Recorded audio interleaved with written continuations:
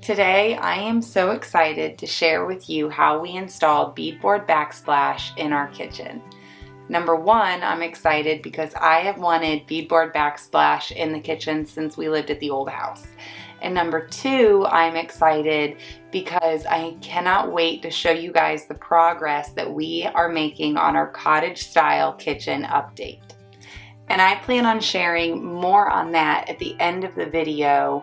We ran into a situation after we installed the beadboard backsplash. So the way that you see it now is not how it's going to look at the end. The first thing that we did was prepare the walls, which for us meant removing the shelves, the butcher block backsplash, and the trim around the window. The next step is to just measure the walls from the top to the bottom of where you plan on installing beadboard backsplash. So for us, this was from the ceiling to the top of the counter. After you measure how long your beadboard pieces need to be, you just mark them and cut them.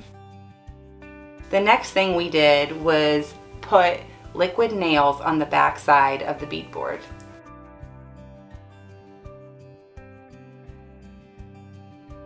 And then we took that piece of beadboard and we put it up on the wall.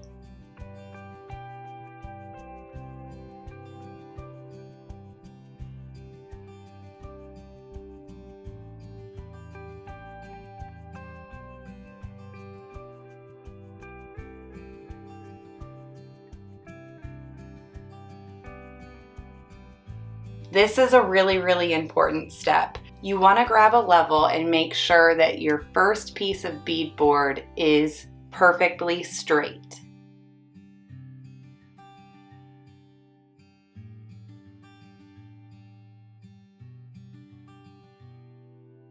After we had the beadboard where we wanted it, we grabbed a nail gun and we put a nail at the top and a nail at the bottom to hold it into place.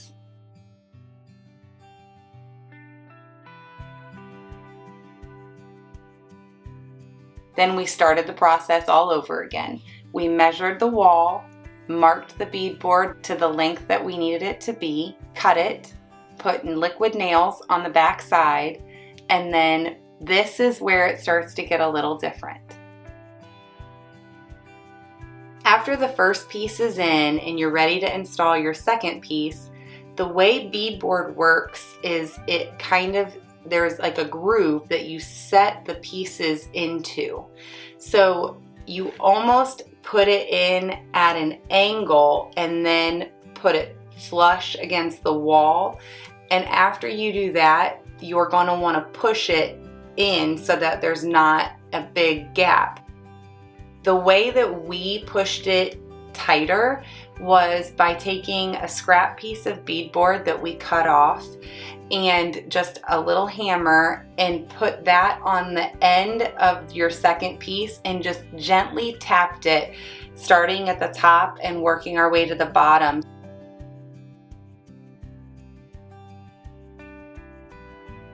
Once we had that second piece of beadboard where we thought we wanted it, we grabbed the level, made sure it was level, and then we secured it with nails. And then this process will just continue on until you get the entire area that you want covered with the beadboard backsplash.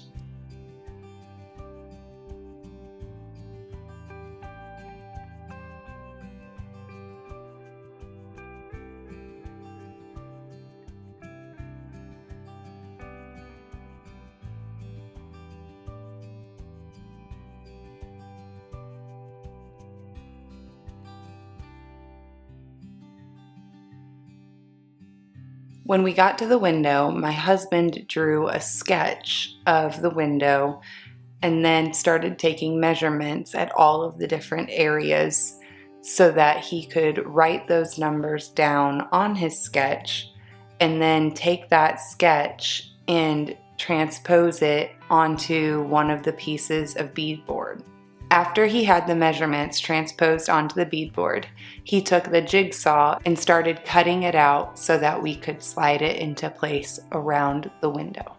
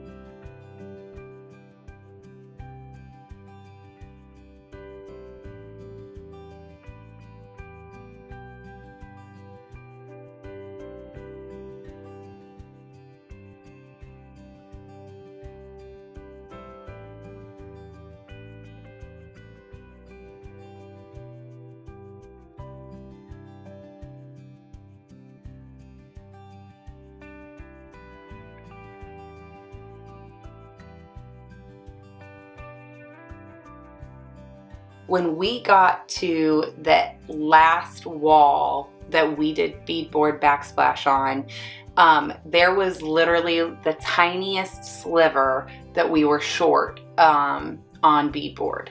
So we were gonna have to put, like, I think it ended up being like an inch or something, maybe an inch and a quarter of beadboard for that last gap. And so what we ended up doing is we actually pushed a full piece of beadboard and a 1-inch section together and installed that all at the same time, instead of installing one piece of beadboard and then just a single 1-inch piece at the end. Another thing that my husband did that seemed to help him pop it into the beadboard beside it, because in this situation we could not use our scrap piece of beadboard in the hammer. So he has a demo bar and he just hooked that at the edge of the beadboard that he installed and just kind of like cranked on it, and that popped it into the beadboard that was already installed onto the wall.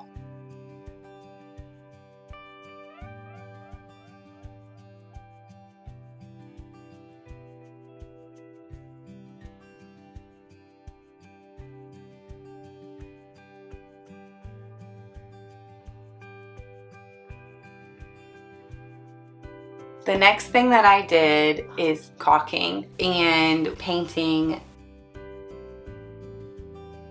We decided to add screen molding at the bottom and at the top of the beadboard, where the top meets the ceiling and where the bottom meets the counter. And that's it. Seriously, as far as a DIY project goes, this one was very easy. The change that is coming is, we had originally decided, because of the safety involved in putting a flammable backsplash behind the oven, that we were just gonna buy a small little piece of metal backsplash that goes onto an oven. You can buy them, they're just like, you can buy specific to your oven. Some oven models have backsplashes that you can add to them. Ours did not. So we were just gonna have to buy like a kind of generic one, which is what we planned on doing. But we did not realize how expensive those were gonna be. However, once we realized how much money we were gonna be spending on one of those, we decided that we wanted to run down to the countertop store that's downtown and just see how much a remnant piece of countertop would cost for us to install on the wall right behind the oven. So we ran down there and we looked at the remnants that they had and asked them about some prices on some that we liked and thought would look good. And it turned out that to get a quartz countertop remnant piece for the size that we needed was only going to be $100 more. And this is when having a budget for a project really comes in handy, because then you can check your budget, see where you're at, and go, okay, do we have $100 in the budget to do this versus what we had originally planned? I still have the beautiful beadboard backsplash everywhere else. There's just gonna be a small section where it's gonna be a piece of counter instead of solid beadboard. So anyway, I am so excited with the way that the kitchen is coming together. I cannot wait to show you guys how it finally looks at the very end. I feel like I can see it and it looks so good.